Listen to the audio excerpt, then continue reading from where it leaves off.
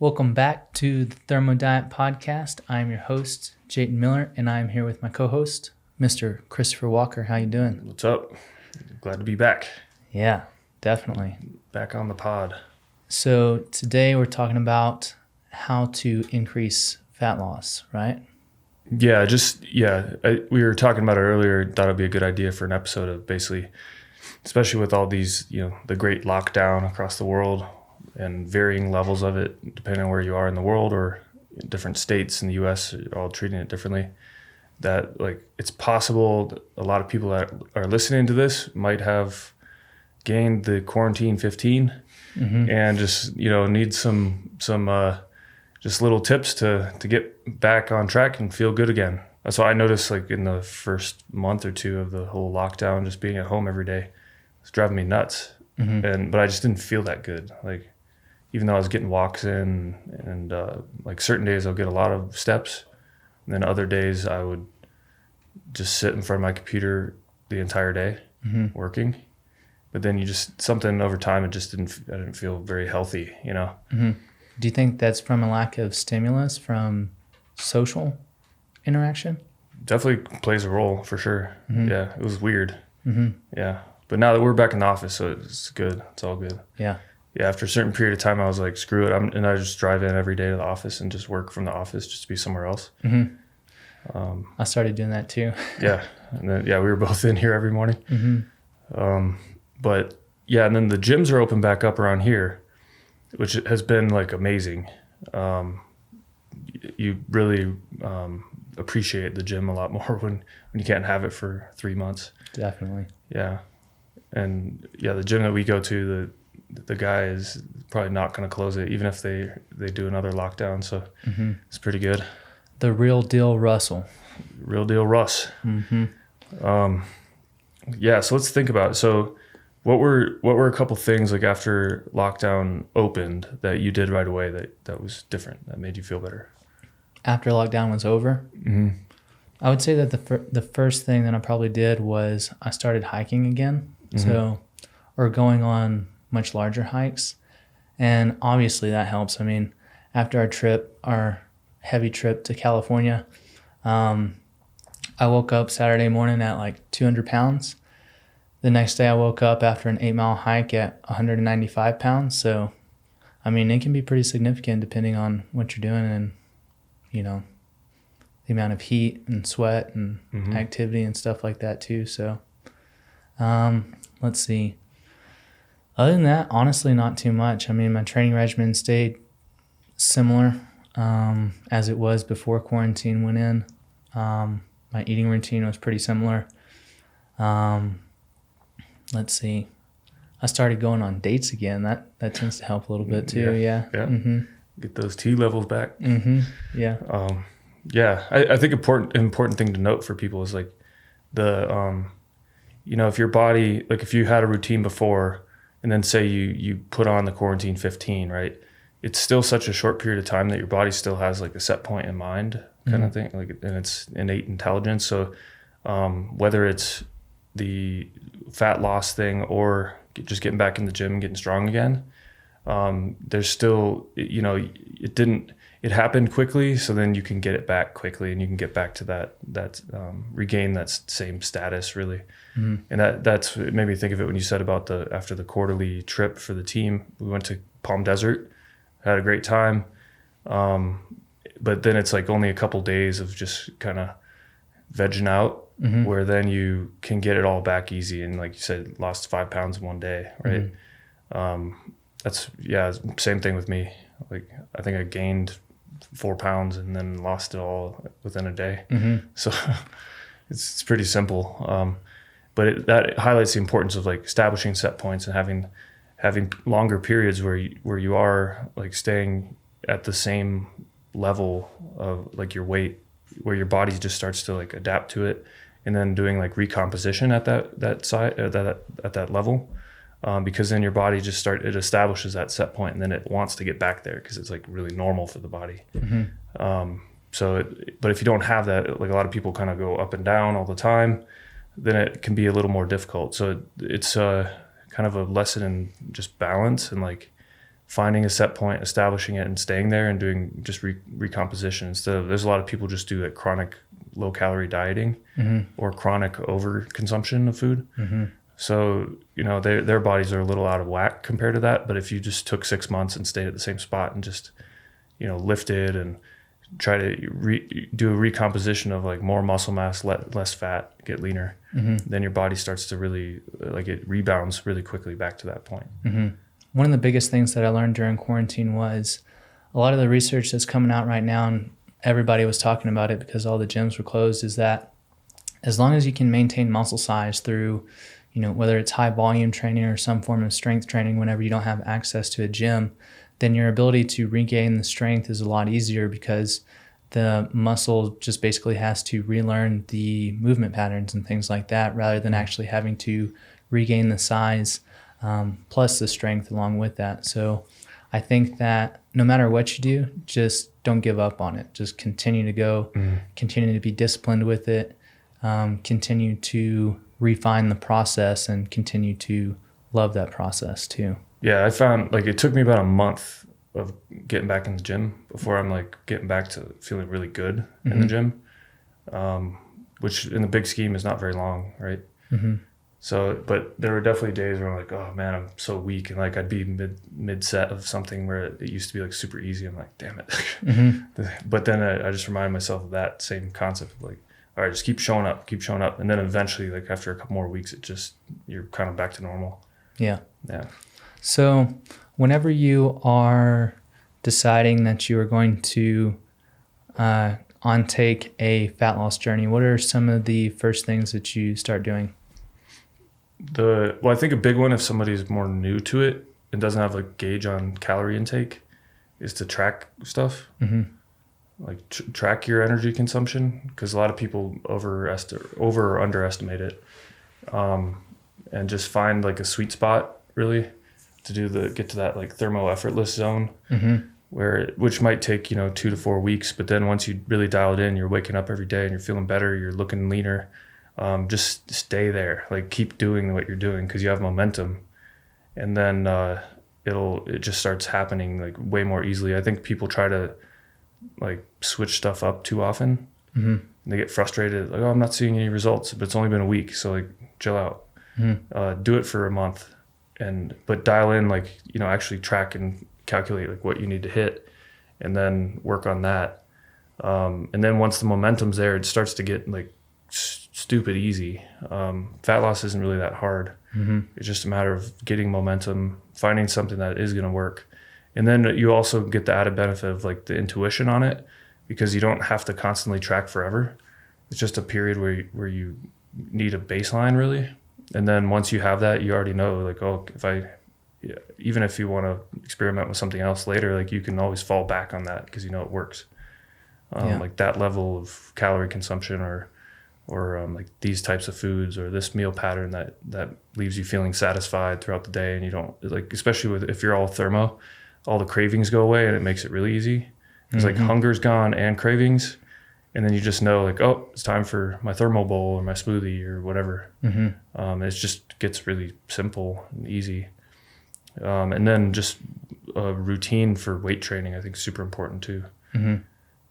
It's insane the difference that it, like how good you feel. And then like I've noticed just a recomposition in the last month of getting back in the gym, even though I lost 10 pounds during the quarantine, but then going back to the gym, and now, after working out for a month, and now like the muscle mass is back, the definition is back, and it's just improving. Every week it's getting a little better. So that's really important, I think, for fat loss. Get in the gym. You need more muscle tissue. Yeah, I like that. I think that the biggest challenge for me whenever I'm starting it is the psychological component. So I have to examine, why do I want to lose fat in the first place? Am I doing this for external validation, or am I doing this for myself? And so I have to kind of examine, if I am doing this for myself, what are the reasons that I'm going to be doing that for? Typically, it's just because it's a challenge that I like to put myself through. So I like to see, can I maintain this discipline for a long amount of time, whether it's 4 weeks, 8 weeks, 12 weeks, however long it takes. You know, do I have the ability to formulate the habits properly that I need in order to make this happen? And then can I redirect after the fact to sustain this and make it sustainable? So how can I make these habits, you know, long-term habits, I guess. But yeah, that's my biggest thing is I have to examine why I'm doing it and then, you know, take it slow. I think that's what a lot of people get caught up with is they want results immediately, but I think whatever you get fast, you lose fast too. So if you lose 10 pounds in a week, you're going to gain 10 pounds in 3 days probably. And so I think you have to realize that, what is it? I think Zach says the long road's the short trip or something like that. Yeah, the slow road's the fast road. Mm-hmm. I think it's like a Navy SEAL thing too. Like slow is fast. Smooth. I'm butchering it. Something like that.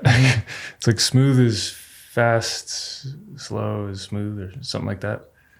I don't know. Similar concept. Yeah. Heck yeah. So what are some of the things that you pay attention to dietarily wise and physically whenever you're in a fat loss journey? I think a big one is like, first off, you have to be in some sort of calorie deficit. So a big thing is to not go too big on the deficit, because that'll trigger cravings. And it's just a natural compensatory mechanism for your body of feeling like it's deprived, and then the craving will come for something where you're like, oh, and then you end up overeating. And so it's this binge purge cycle, spectrum that I think, it's easy to avoid if you just take it slower and then do a smaller deficit. So, hitting that smaller deficit, but then focusing on nutrient density is like a big, easy win, because then the cravings aren't there. You feel full. You don't feel like you're restricting. You just feel good. And then, I've noticed like last year when I was training a ton and really working on like getting, weighted chins up and dips and incline bench and all that, and like really, really working on it. I was still in a decent deficit while my strength was going up, because I was just like highly focused on nutrient density, and I never felt hungry or anything, but I had this like awesome recomposition in a certain weight range where my strength just kept improving every week. And that's also really motivating in it because you're focused on like, oh, my strength's going up, and you always have these strength goals, but then the diet just kind of falls in the background. It's like, oh, this is my routine, this is what I'm doing. But it was because it was so nutrient dense that it worked so well. But a lot of people are like, oh, I got to eat some, it's a diet, and then I can't eat Ho-Hos and Twinkies. And then they get so fixated on like the stuff that they can't eat. You shouldn't be eating that anyways. Yeah. Or McDonald's, or I don't know. But don't fixate on stuff you can't eat. Just fixate on like the quality of the food, and then you start to realize, and your body learns as it weans off of any sort of junky food, like how delicious good food is, and then it becomes a treat just to like have a great meal. And then just also experimenting with cooking, I think, is super important, because cooking is like, the more you get into it, the more fun it is, and the more you want to try different flavor profiles and stuff, and learning new flavor profiles has been good. Like my girlfriend does a lot of Lebanese food, or at least the dishes are like inspired by it. So I've been opened up to that, of like all these new flavors. Like she uses cinnamon in beef. Yes, and it's that so is good. Good. Yeah. Oh my gosh. It's like candy. And then she also does this awesome, she uses lemon juice on everything, which also tastes really good. Brings out a lot of flavor, lemon juice and salt. And then she makes this like awesome olive oil sauce stuff that you can kind of put on anything, which I think is a good, it'd be good just to have in a bowl in the fridge. Just like put it on your eggs or put it on your Thermo bowl or whatever. But it's basically just lemon juice, olive oil, salt, and then finely chopped up tomatoes and onions. And it's also, you could just eat it out. It's like tastes so good. So experimenting with other flavors is good too. I mean, even if it's just a matter of like, say somebody's getting dialed in and they're just like, okay, I'm doing my ground beef, bone broth, potatoes, Thermo bowl, like a basic Thermo bowl, but then they just want a different spin on it in terms of the flavor. And then you can make, those types of sauce type dressings or whatever that are good and have a ton of flavor. Or try just using lemon juice or something new, lemon juice and some hot sauce or cayenne. Cayenne and lemon juice taste great. So it's just experimenting with that stuff, and then it starts to become more exciting. I think people view fat loss as like this slow dredge of like, this sucks. Can't wait till this is over. And then guess what happens when you think like that when it's over and you gain all the weight back. So it's better just make it a lifestyle and just the way you eat in general, and then just start exploring cooking. Because cooking, you can kind of control the whole experience, and it gets pretty fun. And I've learned more patience through cooking. I used to just be like, I'm not going to cook. I need something now, But then the more I cook and the deeper I get, finding like simple stuff like Thermo bowls only take like 5 or 10 minutes to make, right? But then getting into other stuff where it's like you're roasting something, so it takes longer, or preparing something that does take an hour. But then you start to get, develop that patience, which I think is a good thing in general for the whole thing, the whole journey, right? And then you start to enjoy it because it tastes so much better when you actually prepare something, intelligently instead of just whipping it all up. And the amount of joy that comes whenever you're able to cook that for another individual, it's like, it feels good. I'm just going to throw those steaks out there from the trip. Oh yeah. Jayton put down some, good grilling out on the trip. That was awesome. Yeah.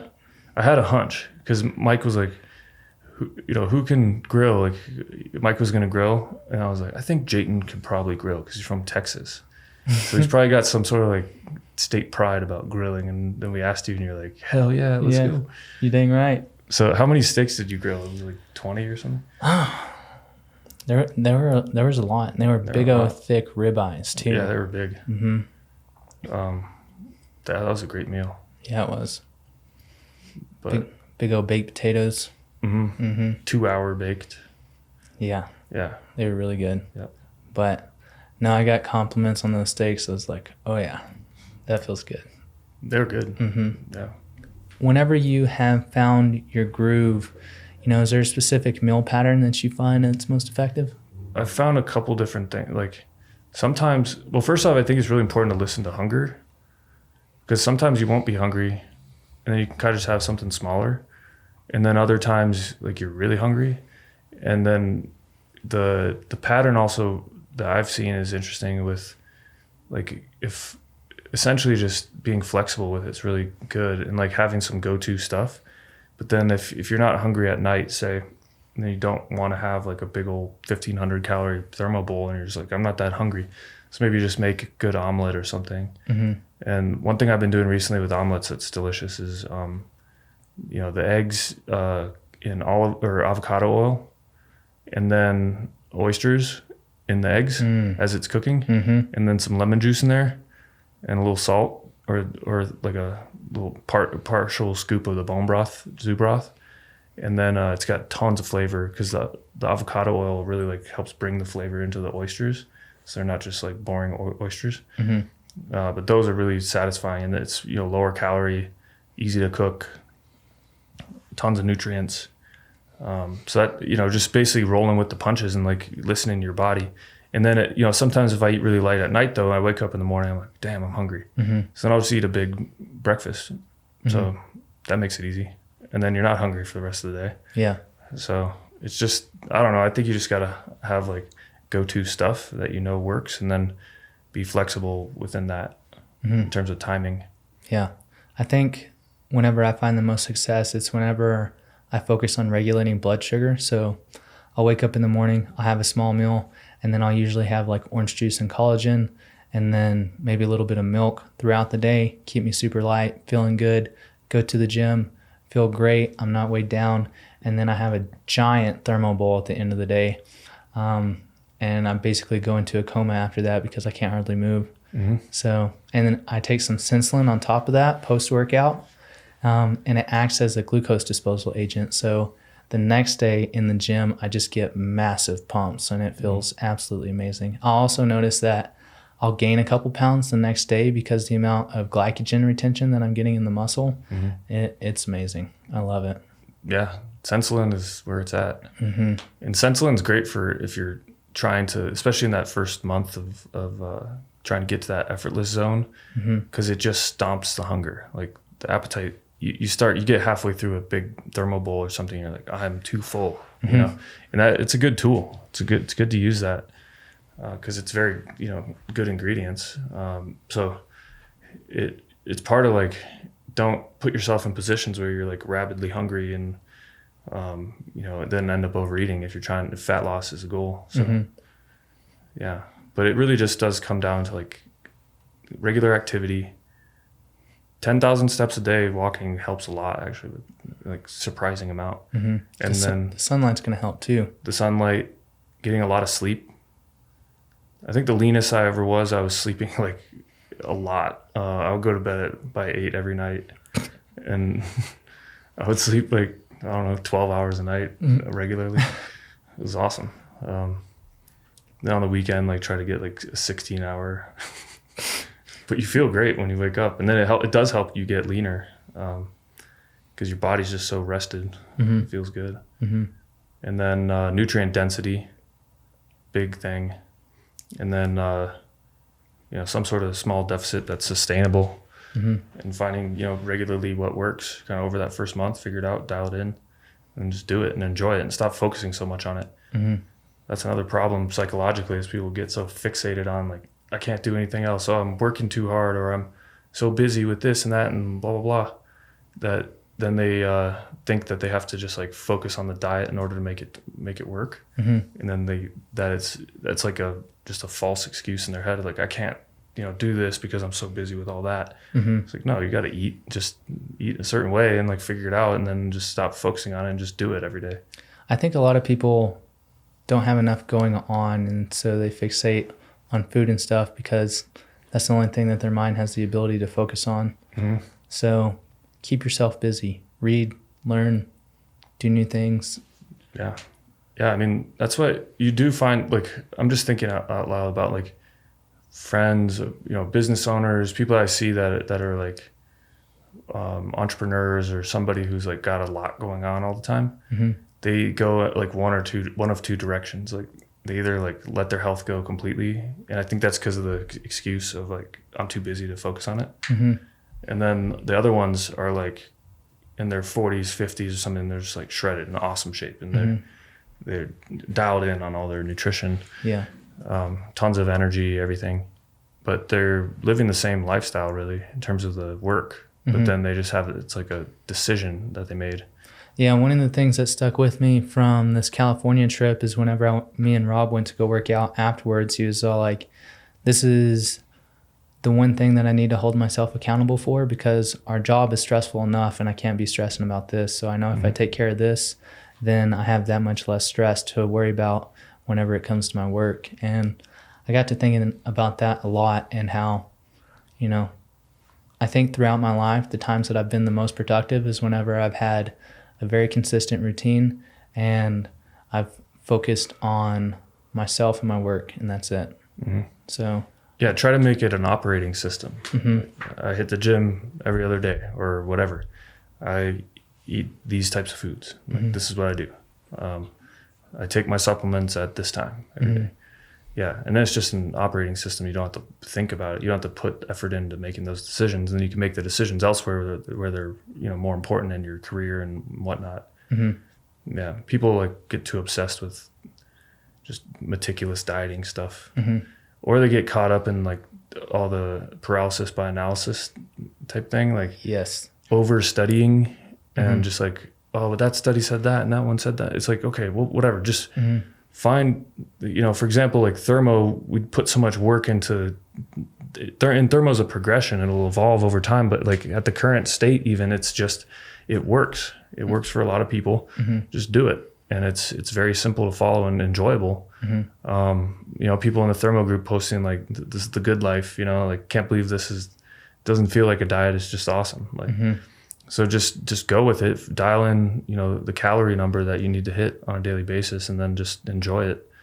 And stop focusing so much on like trying to pick the perfect thing. And that's usually the people that are just yo-yoing back and forth or jumping between fad diets for their whole life. Like happens a lot. And there is no secret. I think that's what a lot of people are searching for, is the secret to fat loss. There's not one. It's super simple. Get in a calorie deficit, find a routine that you can stick with, and build the habits that you need in order to allow for success to happen, and it'll come. Yeah, and just give your body the nutrients it needs, whether it's through your diet or supplementation. And it starts to, when the hormones are balanced, it really starts to be simple. Like you sleep well, sex life's good, the fat loss becomes a lot easier when you're focused on it, and then you just feel good. It's really, there's no secret. The way that I kind of put it in the Perfect Thermo course is you enter into the state of abundance. Your body no longer wants to have that excess stored energy on it because it has an abundance of energy that it's already producing. And so because of that, it's naturally going to strip off those excess energy stores because it already has an abundance that it is creating. So, I completely agree. Cool. Well, hopefully this was a helpful discussion. We're going to wrap up the podcast right now. Hopefully you guys can use some of these tips to shut off some quarantine 15 and enjoy it in the process. Heck yeah. Thanks for listening. We'll see you on the next episode. Have a good one.